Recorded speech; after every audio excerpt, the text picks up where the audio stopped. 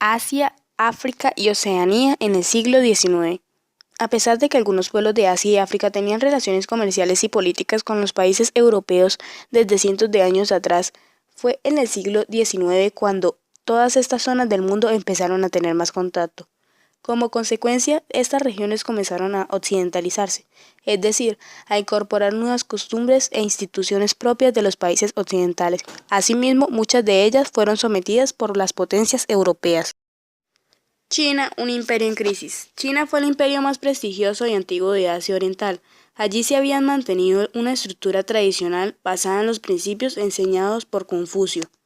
Desde 1644, China estaba gobernada por la dinastía Qing o Manchú, la cual dominaba, además de las 18 provincias que componían el imperio, los territorios que había conquistado: Tibet, Turquestán, Manchuria y Mongolia. Además, ejercían influencia sobre Birmania, Assam, Corea y Vietnam. El gobierno chino era despótico e ineficaz, ya que no controlaba adecuadamente la gran extensión de su territorio.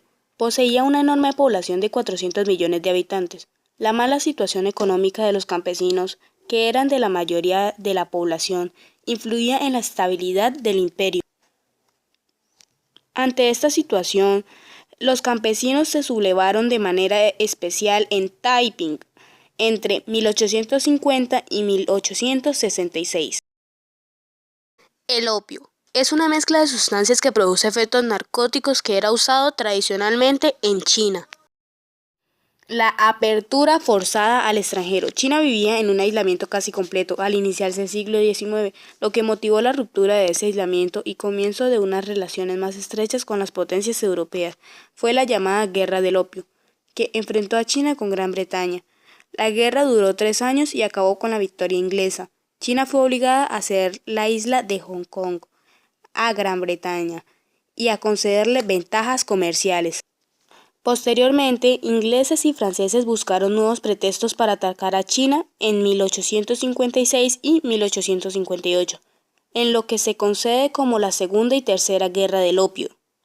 Con ellas forzaron la apertura de otros puertos y el establecimiento de las relaciones diplomáticas entre Pekín, la capital del Imperio Chino, y Occidente. El Japón Meiji. Durante el último cuarto del siglo XIX y los primeros años del siglo XX, Japón experimentó uno de los cambios más rápidos y profundos conocidos por un país. En aquel periodo, Japón se transformó de una sociedad agraria y con características feudales en una sociedad industrializada y organizada de acuerdo con los principios occidentales.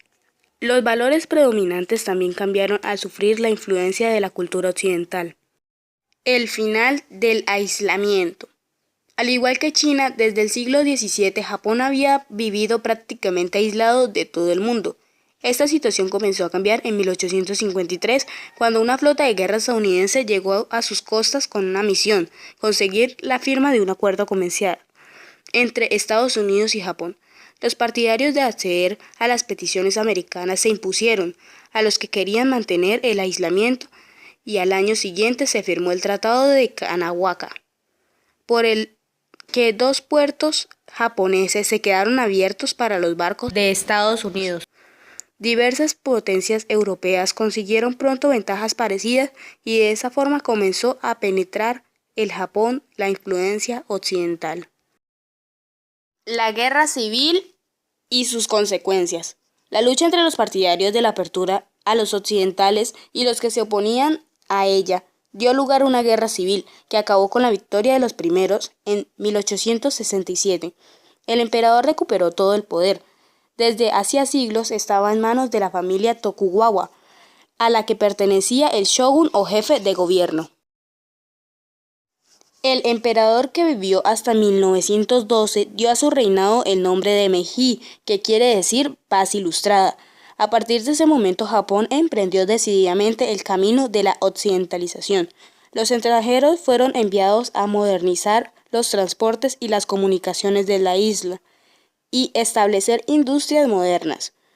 Gran número de japoneses fueron a Estados Unidos y a Europa para estudiar sus instituciones políticas, organizaciones militares y sistemas de enseñanza, que más tarde copiaron e implantaron en su propio país.